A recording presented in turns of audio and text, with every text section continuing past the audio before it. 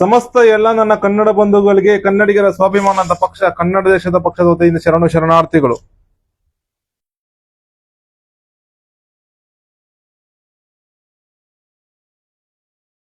ಕನ್ನಡ ದೇಶದ ರಾಜಧಾನಿ ಬೆಂಗಳೂರು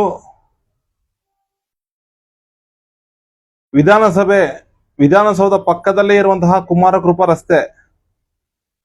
ಆ ಕುಮಾರಕೃಪಾ ರಸ್ತೆಯಲ್ಲಿ ಒಂದು ಸಿಂಧಿ ಶಾಲೆ ಅಂತ ಒಂದು ಇರುತ್ತೆ. ಆ ಸಿಂಧಿ ಶಾಲೆ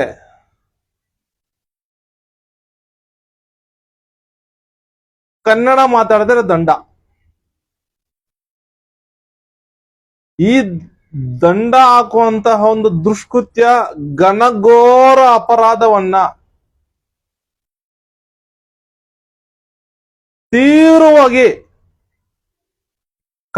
ತುಂಡುವಾಗಿ ಅತ್ಯುಗ್ರವಾಗಿ ನಮ್ಮ ಪಕ್ಷದಿಂದ ಖಂಡನೆ ಮಾಡ್ತಾ ಇದ್ದೀವಿ ಸಮಸ್ತ ಕನ್ನಡ ಬಂಧುಗಳ ಪರವಾಗಿ.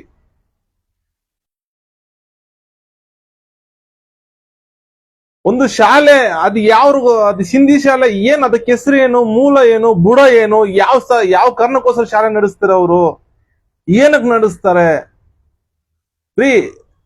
ನಿಮ್ಗೆ ಇಷ್ಟ ಇಲ್ಲ ಕರ್ನಾಟಕ ಬಿಟ್ಟು ತೊಲಗ್ರಿ, ಹೋಗ್ ಸಾಯ್ರಿ, ಯಾರ್ರೀ ಬೇಡ ಅಂತಾರೆ ನಿಮ್ಮನ್ನ? ದಂಡ ಹಾಕೋಕ್ ಯಾರ್ರೀ ನೀವು? ನಿಮ್ಗೆ ಕರ್ನಾಟಕ ಇಷ್ಟ ಇಲ್ಲ, ಬಿಟ್ಟು ಹೋಗ್ ಸತ್ತೋಗ್ಬಿಡ್ರಿ. ಯಾರು ನಿಮ್ಗೆ ಯಾರು ಕಾಲಿಡ್ಕೊಂಡ್ ಬಿಡ್ಕೊಂತ ಇಲ್ಲ. ಇಲ್ಲಿ ಹೋಗ್ ಸತ್ತೋಗ್ಬಿಡ್ರಿ, ನಾಶ ಆಗ್ಬಿಡ್ರಿ, ಯಾರು ಬೇಡ ಅನ್ನಲ್ಲ ನಿಮ್ಮನ್ನ. ಕರ್ನಾಟಕ ಬಿಟ್ಟು ತೊಲಗ್ಬಿಡ್ರಿ. ನಿಮ್ಮಿಂದ ಕರ್ನಾಟಕ ಏನು ಉದ್ಧಾರ ಆಗ್ತಾ ಇಲ್ಲ, ನಿಮ್ಮಿಂದ ಕರ್ನಾಟಕ ಏನು ಉಪಯೋಗ ಇಲ್ಲ, ನಿಮ್ಮಿಂದ ಸಮಸ್ತ ಕನ್ನಡ ಬಂಧುಗಳು ಏನಂದ್ರೆ ಏನೂ ಇಲ್ಲ. ಒಂದು ಕನ್ನಡದಷ್ಟು ಏನು ಉಪಯೋಗ ಇಲ್ಲ. ನಿಮ್ಮಂತ ಶಂಡರ್ ನಿಕ್ಕೊಂಡ್ರೆ ಇನ್ನ ಕರ್ನಾಟಕ ಸರ್ವನಾಶ ಆಗುತ್ತೆ. ನಿಮಗ್ ಕಾಲಿಡ್ಕೊಂಡು ಬೇಡ್ಕೊಂಡ್ರೆ ಯಾರಿದ್ದಾರೆ ಇಲ್ಲಿ? ಇಂತಹ ಘಟನೆ, ಅದು ವಿಧಾನಸೌಧ ಆಡಳಿತ ಸೌಧ ಪಕ್ಕದಲ್ಲಿ ಇಂತಹ ಘಟನೆ ನಡೀತಾ ಇದ್ರು. ಸರ್ಕಾರ ಯಾವುದೇ ರೀತಿ ಕ್ರಮ ತಗೊಂಡು ಏನ್ ಮಾಡ್ತಾ ಇದೆ ಗೊತ್ತಾಗ್ತಾ ಇಲ್ಲ. ಮೊನ್ನೆ ಶಿಕ್ಷಣ ಸಚಿವ ಮಧು ಬಂಗಾರಪ್ಪನವರೇ, ಏನ್ ಮಾಡ್ತಾ ಇದ್ರ ನೀವು? ಹಾಗೂ ಸಿದ್ದರಾಮಯ್ಯನವರೇ, ದಯವಿಟ್ಟು ಈ ಕಡೆ ಗಮನ ಹರಿಸಿ ಆ ಸಿಂಧಿ ಶಾಲೆ ಮೊದಲು ಮುಟ್ಟುಗೋಲು ಹಾಕೊಂಡು ಕನ್ನಡಿಗರ ಶಾಲೆ ಮಾಡಿ ಸರ್ಕಾರ ವಶಕ್ಕೆ ಪಡ್ಕೊಳ್ಳಿ ಮೊದಲು. ಅದನ್ನ ಯಾವ ದಂಡ ಹಾಕಿದ ಅವನ ಸಿಂಧಿ ಶಾಲೆ ಯಜಮಾನಿ ಯಾರು, ಆ ದಂಡ ಹಾಕದವನವ್ರು ಅಂತ ಅಯೋಗ್ಯರನ್ನ ಒದ್ದು ಒಳಗಡೆ ಹಾಕ್ಬೇಕು, ಸೆರೆಮನೆ ತಲ್ಬೇಕು ಅವ್ರನ್ನ. 10 ವರ್ಷ ಒಂದು ಸಾಯವರೆಗೂ ಬಿಡಬಾರ್ದು ಅಂತವ್ರನ್ನ. ಘನಘೋರ ಅಪರಾಧ. ಅದು ಕನ್ನಡ ದೇಶದಲ್ಲಿ ನಾವು ಕನ್ನಡ ಧರ್ಮದಲ್ಲಿ ಹುಟ್ಟಿದೀವಿ, ಕನ್ನಡ ಕೃಪೆಯಿಂದ ಉಸಿರಾಡ್ತಾ ಇದೀವಿ. ಇಲ್ಲಿ ಇಂಥ ಇದರಲ್ಲಿ ಕನ್ನಡ ಧರ್ಮದ ಭಾಷೆ ಕನ್ನಡ ಮಾತಾಡೋದು ಇಂಥ ಕೆಲಸ, ಅಯೋಗ್ಯ ಕೆಲಸ, ಷಂಡತನ ಕೆಲಸಗಳು ಮಾಡ್ತಾರಲ್ಲ. ಇಂಥ ಷಂಡತನ ಕೆಲಸಗಳು ಮಾಡಿದ್ರು ಸರ್ಕಾರ ಯಾಕೆ ಕಣ್ಮುಚ್ಕೊಂಡು ಕೈ ಕಟ್ಕೊಂಡು ಕೂತ್ಕೊಂಡಿದೆ? ಈ ಶಾಲೆಯ ವಿರುದ್ಧ ಹಾಗೂ ಕರ್ನಾಟಕದ ನಮ್ಮ ಕನ್ನಡ ದೇಶದ ಯಾವುದೇ ಮೂಲೆಯಲ್ಲಿ ಯಾವುದೇ ಶಾಲೆಯಲ್ಲಿ ಕನ್ನಡ ವಿಚಾರವಾಗಿ ಕನ್ನಡ ವಿರೋಧ ಮಾಡಿಕೊಂಡು ಕನ್ನಡ ಧರ್ಮದ ವಿರುದ್ಧ ಕನ್ನಡಿಗರ ವಿರುದ್ಧ ಯಾರಾದ್ರೂ ಅಪಪ್ರಚಾರ ಮಾಡೋದು ಮತ್ತೆ ದಂಡಗಳು ಹಾಕೋದು ಅದು ಇದು ಮಾಡೋಂಗಿದ್ರೆ ಮಾಡ್ತಾ ಇರೋ ಒಂದು ಸುದ್ದಿ ಇದೆ. ತಕ್ಷಣ ಸರ್ಕಾರ ಅವರ ವಿರುದ್ಧ ಕಠಿಣ ಕಾನೂನು ಕ್ರಮ ತಗೊಂಡು ಒಳಗಡೆ ಹಾಕಬೇಕು. ಮುಲಾಜೆ ನೋಡ್ಬಾರ್ದು ಇಂಥವ್ರ ವಿರುದ್ಧ.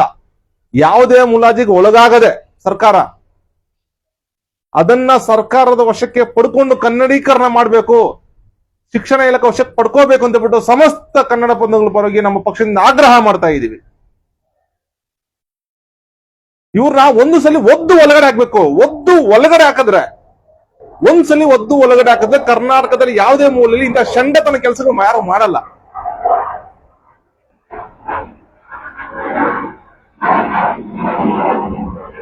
ಮೊನ್ನೆ ಸಿದ್ದರಾಮಯ್ಯನವರೇ, ನೀವೇನಾದ್ರೂ ಈಗ ವಿರುದ್ಧ ಕ್ರಮ ತಗೊಂಡಿಲ್ಲ ಅಂದ್ರೆ ಮುಂದಿನ ದಿನಗಳಲ್ಲಿ ನಾವು ಅಧಿಕಾರಕ್ಕೆ ಬರ್ತೀವಿ, ನಮ್ಮ ಪಕ್ಷ ಅಧಿಕಾರಕ್ಕೆ ಬರುತ್ತೆ, ನಾವು ಅಧಿಕಾರಕ್ಕೆ ಬರ್ತೀವಿ.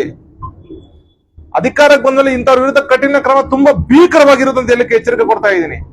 ತತ್ಕ್ಷಣ ಕ್ರಮ ತಗೊಂಡು ನಾವು ಕನ್ನಡ ಧರ್ಮದ ಪರವಾಗಿದೆ, ಕನ್ನಡ ದೇಶದ ಪರವಾಗಿದೆ, ಸಮಸ್ತ ಕನ್ನಡ ಬಂಧುಗಳ ಪರವಾಗಿ ನಾವು ಆಡಳಿತ ನಡೆಸಕ್ಕಿರೋದು ಅಂತ ಹೇಳ್ಬಿಟ್ಟು ಇಂತಹ ಷಂಡರ ವಿರುದ್ಧ ಕಠಿಣ ಕಾನೂನು ಕ್ರಮ ತಗೊಂಡು ಒಳಗಡೆ ಹಾಕಂತ ಬಿಟ್ಟು ಇನ್ನು ಮುಂದಕ್ಕೆ ಯಾರು ಇದಕ್ಕೆ ಒಂದು ಕಠಿಣ ಕಾನೂನು ತರಬೇಕು, ಇಂತಹ ಖಾಸಗಿ ಶಾಲೆಗಳನ್ನು ಮುಚ್ಚಿಸಬೇಕು ಅಂತ ಬಿಟ್ಟು ಸಮಸ್ತ ಕನ್ನಡ ಬಂಧುಗಳ ಪರವಾಗಿ ನಮ್ಮ ಪಕ್ಷದಿಂದ ಆಗ್ರಹ ಮಾಡ್ತಾ ಇದೀವಿ. ಜೈ ಕನ್ನಡಾಂಬೆ, ಜೈ ಕನ್ನಡ ಧರ್ಮ, ಜೈ ಕನ್ನಡ ದೇಶ. ಶರಣು ಶರಣಾರ್ಥಿಗಳು.